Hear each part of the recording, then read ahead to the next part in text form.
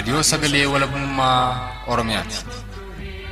Raadiyoon Sagalee Walabummaa Oromiyaa karaa marsariitii Independent Oromiyaa.org torbanitti yeroo lama kan isiniif dhiyaatu amma jalqaba. Raadiyoon Sagalee Walabummaa Oromiyaa akeeka qabsoo kan saba Oromoo bilisaaf biyya Oromoo walab sirna dimokiraasii faqaan bulu deebisanii gadi dhaabuuf godhamu deeggara. Akeeka qabsoo kana babal'isuufis hojjeta. Birmadummaan Oromoo dafqa dhiigaaf lafee ilmaan Oromoon dhugooma jedhee amana. Dhaggeeffattoota isaas wareegama qaalii kanaaf kakaasuuf carraaqa. Kun Raadiyoo Sagalee Walabummaa Oromiyaati.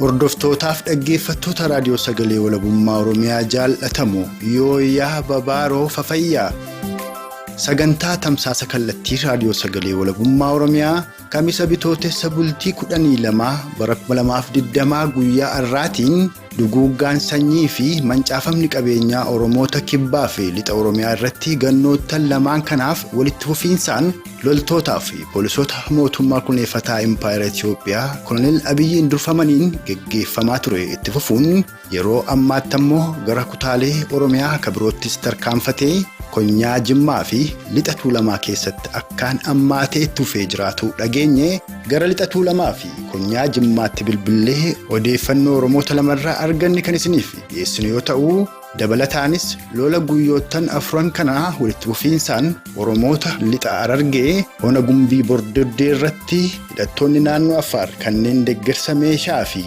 leenjii mootummaa Koloneeffataa irraa argatan Oromoo irratti bananiin Oromoonni lakkoofsaan 10 ta'an ajjeefamuuf kan sanaa olii madaa'uu odeeffannoo guutuu Oromticha Ona Gumbii Bordoddee irraa argannes sagantaa kanaan kan isiniif dhiyeessinu ta'a.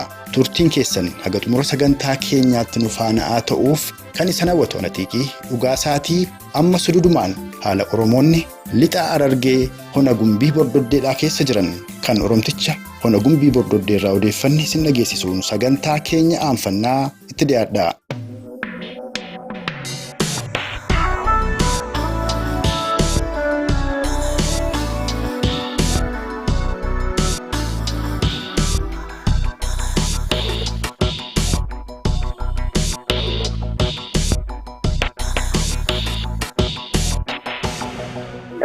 Hello. Ayyaani xiqqii dhugaasaati Raadiyoo Sagalee Walabummaa Oromiyaa irraan siin dubbadha.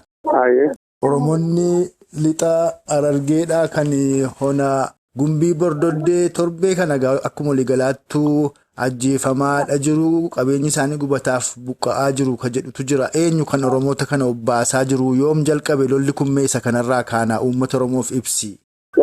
Lolli kan eegale guyyaa 4 dura eegale. Hayyee. Guyyaa lama guutuu odoonii fi namni hin dhageen hawaasni hin dhageen mootummaa Ginjaabeetii jedhan kan ammoo bakka taa'aa jedhanitti lolli san deemaa ture. Hayyee. Sababa lola saniitiin gaa lubbuun namaatiif badee hammadaa'eef baay'eetu ture. Hayyee. Qaamni immoo lola kana lolchiisaa ture uummata Affaar maqaa qabaatu malee qaama hidhate kan meeshaa ammayyaatiin lolu. Hayyee. Hawaasaan jechuun barbaadees humna guddoo meeshaa guddoo qabdu. Meeshaan lola sana irratti jirtu matarees jira hanga isin abaritti jira jechuudha. Egaa akkuma liinuu quba qabnu gara mi'eessoottis Gumbii Bordoddeettis Asabootittis lolli akkanaa kun bubbuleera keessumaa kan Gumbii Bordoddee kun dhiyeenya kana akka malee amaa ture kan ammaa kun erga warra Affaar miti jenne qaamni hidhatee Affaariin fakkaatee lolu kun eenyu jedhee shakka hawaasni Oromoo naannoo sanaa. Hawaasni Oromoo naannoo kanaa kan shakku hidhatuma uummata Affaariin leenji'e yookaan ammoo namoota hawaasa keessaa fuudhee muuxannoo fi baay'inni irratti dhangala'ee kan leenji'aa ture humna muuxannoo qabu humna loltummaanis ga'oome humna ammaas hidhannoo meeshaa ammayyaa gurguddaa hidhatee jiruudha uummata naannoo Affaariin. Egaa baatii 3-4 kan hin caalle keessa naannoo Gumbii Bordoddeettis mi'eessoottis haraara buufnaa itti dabalee immoo alaabaan warra Affaar lafa Oromoo irra dhaabattee jirtu akka isheen kaatuuf kan kana fakkaatanii kaabinoonnummaan OPDO yookaan ODP kan biltsiginnaa ammaa kun maanguddoota Oromoo gara magaalaa Cirootti yaamanii mariisisaa oolaniitu borumtaa isaa galgala lolli Oromoo irratti baname. Isammaa kana warri kun harka keessaa waan qaban hin fakkaatu maaliif Oromoo yeroo dheeraa fi warri Affaaris Somaalees lafa Oromoo irraa alaabaa isaanii buqqisanii jedhee gaafataa ture sunis hin taane sanaafan kana kaasa.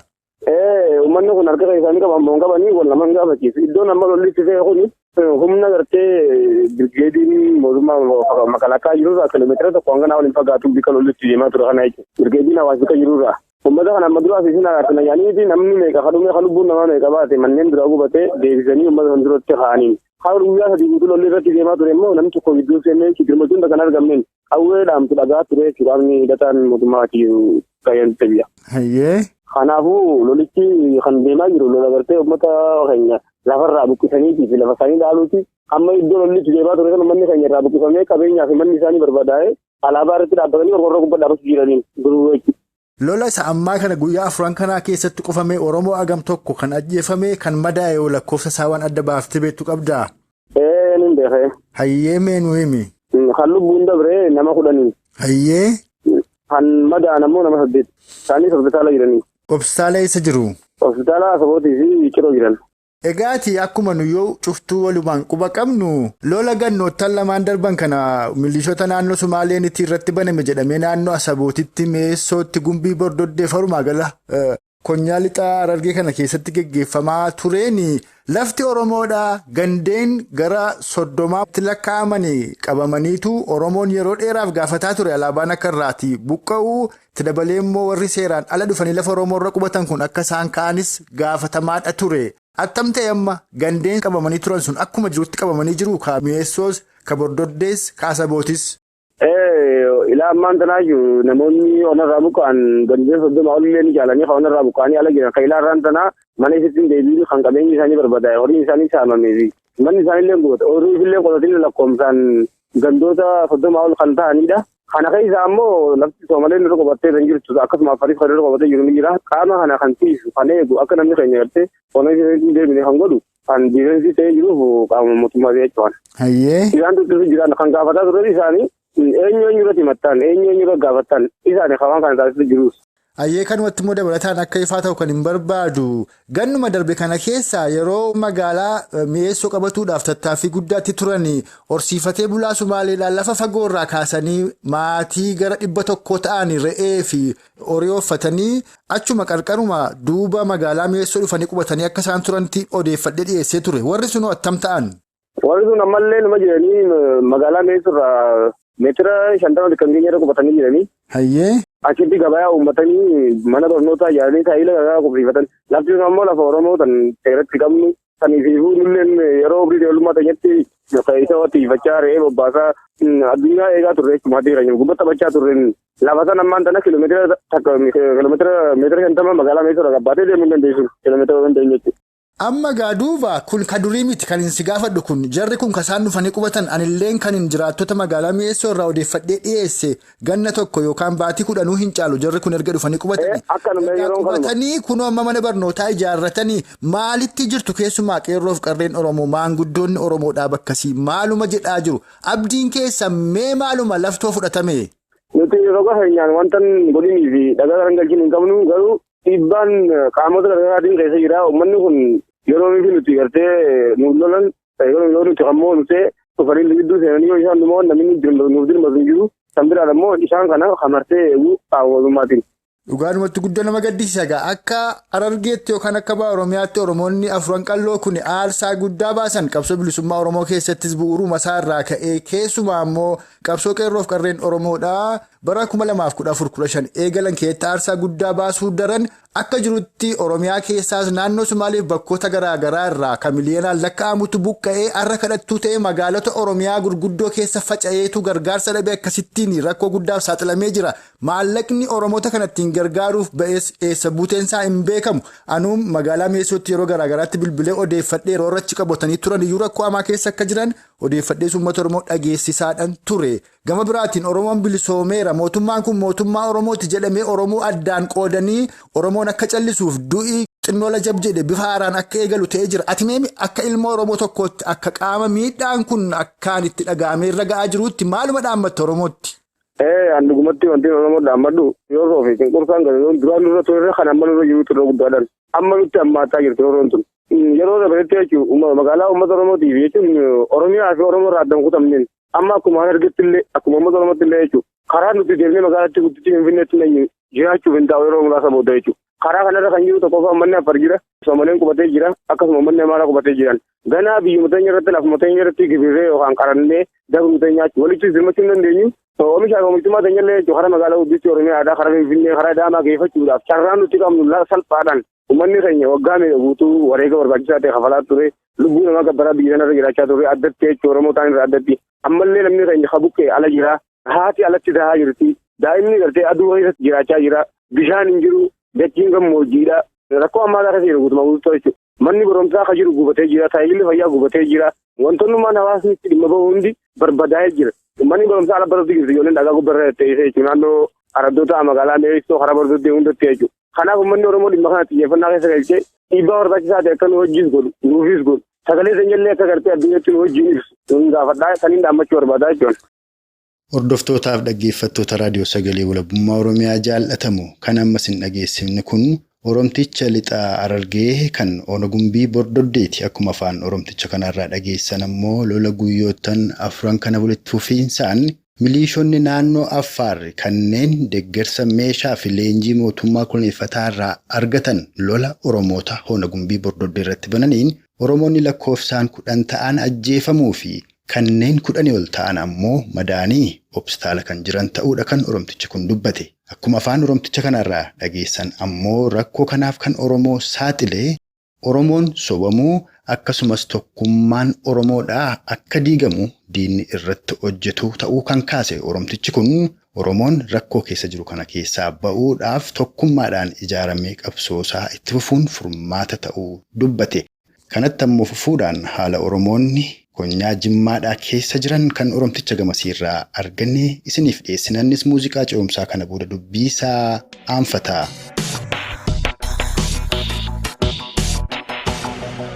Oromticha Konyaa Jimmaadhaa sarara bilbila raadiyoo sagalee walabummaa Oromiyaa irratti nu argamtee haala Oromoonni gama Jimmaadhaa keessa jiran keessumaa hidhaa fi gidirfama ajjeechaa barbadeensa qabeenyaa Loltoota poolisoota Konyalee Oromoo irratti raawwataa jiru nuuf ibsuuf argamu keef sin galatoomfadha. Maaltu jira gama Jimmaa kana? Warra raadiyoo sagalee walabummaa galatoomaati. Gama Jimmaa kana wanni jiru hidhaa fi reebichi akkuma itti fufeetti jira. Ajjeechaan illee inuma jira. Yeroo darbee naannoo 7 deemaa jira. Gaafa guyyaa 2 jechuudha. 7 sanbata darbee jechuudha. Godina Jimmaa naannoo keessatti barataa kutaa 11ffaa Amaddiin Xayyibuu kan jedhamu nama maatii gargaaraallee baratuudha. Yeroon kun yeroo boqonnaati. Yeroo boqonnaa barnootaa kanatti gara maatii isaatti galee osoo inni gaagura hidhataa jiru yeroo kanatti muka gatamaa kan jedhamutu jira. Biyya keenya muka gatamaa jedhamu yeroo inni daraarutu jira. Dammi isaa damma filatamaadha. Bakka dammi hidhamutti immoo namni nyaata yookaan galaa jechuudha. Nyaata bilchaataas dheedhiis qabatee deema. 1-2 achi turee deebi'a.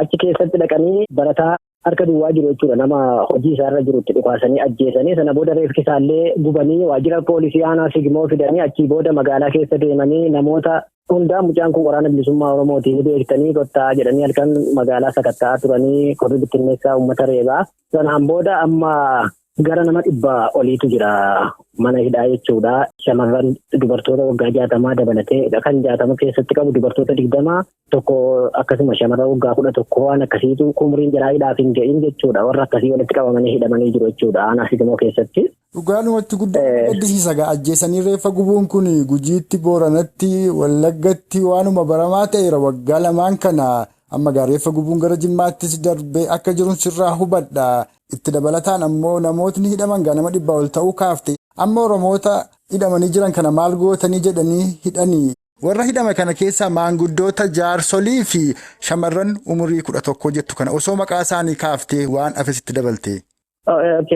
Namoonni kunniin warra hidhamanii jiran dhiiraaf shamarranis jechuudha. Namoota tartiibaan maqaa isaanii barreeffama irratti waan qabadheef namoota muraasatu nama 1-2 ta'ee maqaan keessaa adda bahama. Barruu irraa bakka barreessee kaayiree yoo ilaalle hunda jaraayyuu hin qaba maqaa jaraa jechuudha.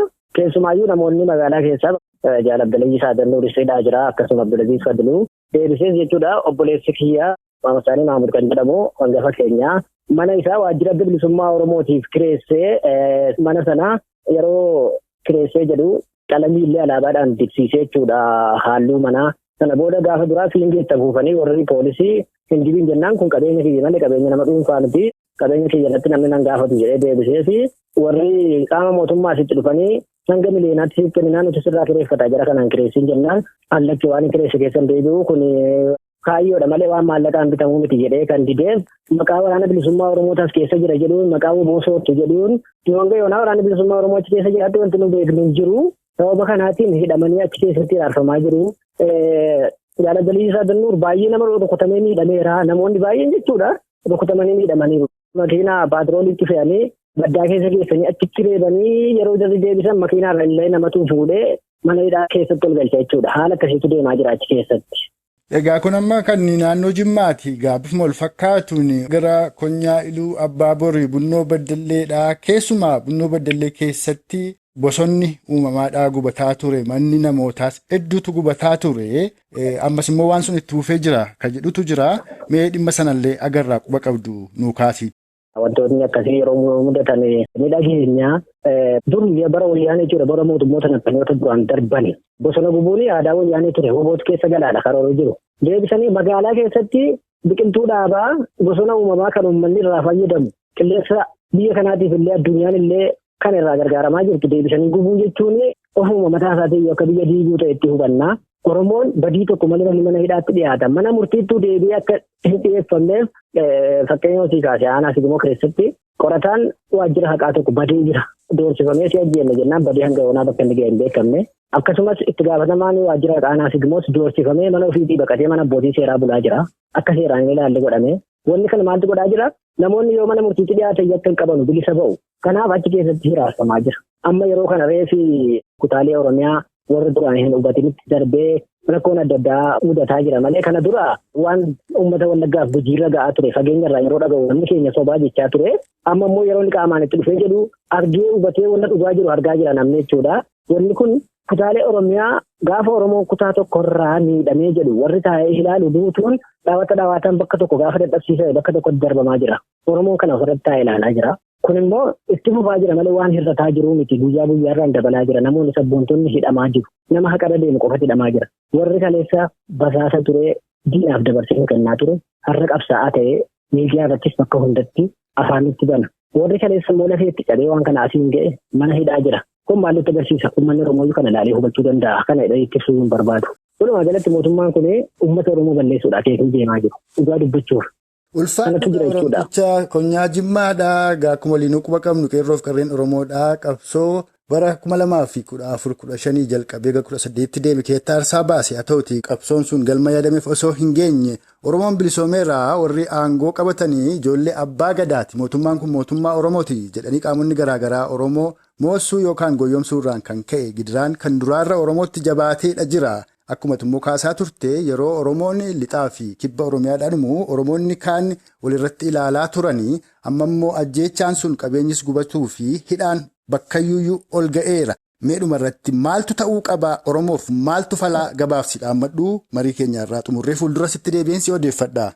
Wanni ta'uu qabu amma akkuma jettee yeroo ammaa kana qaamonni garaagaraa sooshaal miidiyaa irrattis miidiyaa argatanittis bakka deemanittis Oromoon aangoo qabateera ilmaan abbaa gadaatu aangoo qabatee jedhanii odeessu. Warri waan kana jedhanii odeessan eenyu jedhee uummanni Oromoo yoo of gaafa dhimatu masaayyuu dafee deebii argachuu danda'a. Warri waan kana odeessan warra yakka qaban warra harki isaanii dhiigaa warra qabeenyi isaanii waan kaleessa wayyaanii wajjin godhaa turetti hirkatu warra qabeenya sanaan of ijaaranii maatii horatanii akkasumas ilmaan Oromoo irratti yakka suukaneessaa godaannisa seenaa osomallee seerii dhiifama godhee fi kan seenaan dhiifama godhuu hin dandeenye warra deebisanii gaafa obbidiyoon kaleessa uummata dabarsitee kennaa turte aangootti ol baatu akka waan Oromoon aangeetti ilaalanii uummata Oromoo bilchaajessaa jiru. Kana keessatti uummanni Oromoo kan inni beekuu qabu warri kaleessa qabsaa'ee itti dadhabee itti dhiigee itti hidhamee itti reebamee akka qabsoon kun as geessu warri godhe har'allee kabajaan qabu tuffatamaa jira mana hidhaatti guuramaa jira waan ta'eef Oromoon kanarraa kaasee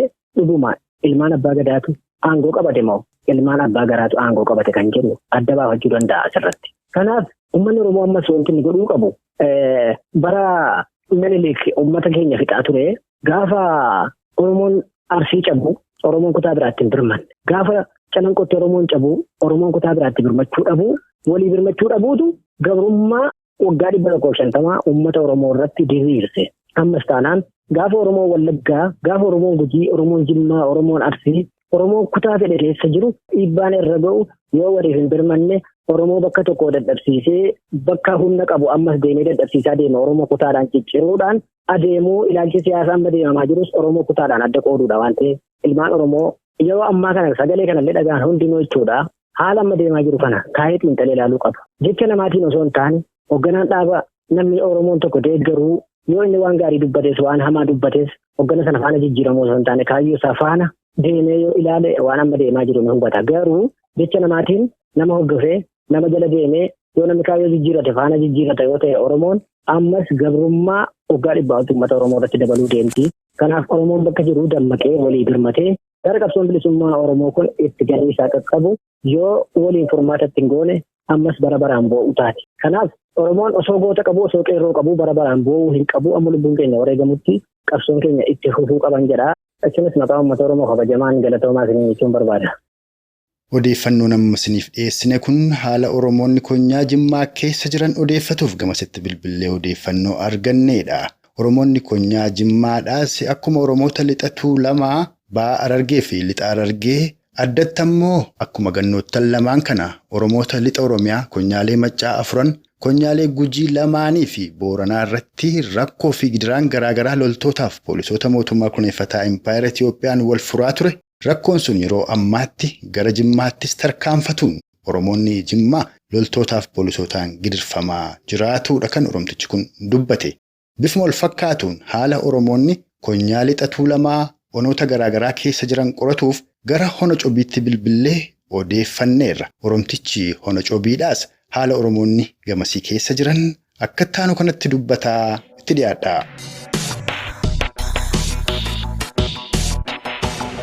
Duguuggaan sanyii lixaaf kibbatti gaggeeffamaa ture dhiyeenya kana akka malee ammaatee gara Lixa Tuulamaatti gaggeeffamaa akka jiru gara Cobiitti Gindabaratitti Shukuteef naannoo sanatti akkaan ammaatee akka jirudha. Ka namuu gurraa qabu. Mee maal keessa jirtu akkuma waliigalaatti Oromoonni Lixa Tuulamaadha? Sirriidha. Haalli gara kaan jiru sun gara Lixa Tuulamaatti illee haalaan hammaachaa jira. Hayyee. Yeroo ammaa kanatti sadarkaa itti namni manaa bahee daldaalatuu fi manaa bahee wantoota hundaa hojjetatu dadhabuutti jira. Hayyee. Akkuma waliigalaatti akkuma kormaan daakoo jedhan san uummanni galgalumaan mana isaatitti galuutti jira. Isaayyuu akkaataa yoom seenanii fuudhanii deemuu yoom nutti dhufan jedhuun akkasitti rakkoo hamtuu keessa jira uummanni. Amma Oromoonni kanaan dura qabaman kan torbee darbe kana keessa qabamanis gadhiifaman moo ammayyuu hidhumaa jiru naannoo Cobiiti? Inumaa itti caalaa jira malee waan gadhiifamu hin jiru. Namoota mana seenaniituma qabanii bakka isaan hojjetataniifaa qabanii guuraniituma gara hin beekamnetti dabarsanii maatiin hidhamtootaa baay'ee rakkachuutti jira. Haala hin beekamne keessa jira uummanni keenya. Inumaa sadarkaa itti manaa bahee deemee gabaafaa dhaqachuu dadhabuutti jira. Haalli baay'ee ulfaata. Magaalaa keessaa fi sa'aatiin itti filaa akkanii daldalatanuu hin jiru. Akkasitti humnuma waraanaatu marsee magaalaa guutuu keessa jira. Akkasitti jirra. Numa jirraaf jirra jenna malee waanuma jireenyaan jedhamu akka waliigalaati. Egaa kanaan duras gara keessa kanatti bilbilee kan odeeffadhetti inumaayyuu namni tarii miseensa waraana bilisummaa Oromooti yookaan miseensa waraana bilisummaa Oromoo keessaa fira qaba jedhamee shakkame akka hin qotanne akka kallattii kamiinuu hojii hawaasaas haa ta'u kam keessattuu qooda hin fudhanneef hin hirmaanne godhamaa akka turedha kan quba qabnu. Innis noo attam ta'e? Uummata amma walitti qabaniitu warra filaa firri isaanii waraana keessa jira jedhamee beekamu sadarkaa maatii hiraarsuu sadarkaa maatii san keessaa qabanii hidhuu wantoota akkasii kana maatii irraan gahaa jiru sadarkaatti uummata baasanii walitti qabanii reebuutitti jiranii waltajjii waamanii uummata akkasitti hiraarsaa jiranii waltajjii hidhatanii walitti qabanii achitti maatii silaa warra waraana keessaa firri isaanii jira jedhamee yaadaman keessaa qabanii guuranii mana hidhaatitti garbaa keessatti akka isaan hidhan illee beekamaan jiru. Maatiin akkasitti barbaadaa jira. Kun immoo warri qe'eettaaf immoo reebamaa akkasitti maatiin sun jireenya dhabee jireenya akkasii keessa jira. Hawaasni illee akka warra sana faana hin jiraannetti akkasitti akeekkachiisni itti kennamee uummanni sadarkaatti wal dubbisuu dhabuurra jira jechuudha. Akkasitti diina walitti ta'ee sadarkaa kanarra gahee jira. Uummanni illee akkaataatti jiraatu dhabaa jira. Gama biraatiin akkuma waliin quba qabnu ganna tokko dura yookaan ganna lamaan kana keessa qabsoon bilisummaa Oromoo injifannoodhaan xumurameera. Oromoon bilisoomeera. Namni mootummaa kanaan mormu Oromoodhaan morme yeroo itti xiinxaltoonni siyaasaadhaa jedhaa turantu mul'ata. Haa ta'uti bilisummaa isaan baanaa turan kun garamitti akka Oromoo geesse kanuma waliin argaa jirrudha. Yeroo Oromoonni lixa Oromiyaadhaa Maccaa Konyaalee Wallaggaa Afraniif Gujiif Booranaadhaa dhuman gamisaan ammoo gara lixa Tuulamaa kanattis rakkoo mul'ataa ture. Oromoon akka walii hin dirmannetu godhamaa ture. Oromoon arras walii dirmachaa hin jiru. Rakkoon lixaaf kibbaa fi Tuulama lixaa keessa ture immoo guutuu Oromiyaa ol ga'aa jira. Mee adeemsi kun eessatti Oromoo geessaa jettaa? Falloo maal jettaa? Akka Oromoo tokkotti maal dhaammatta?